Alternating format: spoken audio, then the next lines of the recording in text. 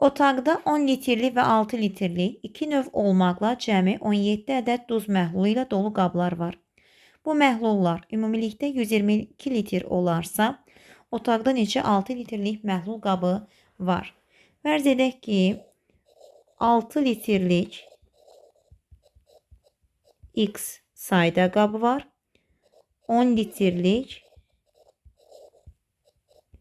Y sayda qabı var. Onda birlikdə qabların sayı 17-dir. 6 litrlik qablarda hər biri 6 litr tutduğu üçün ümumilikdə 6x qədər məhlul var.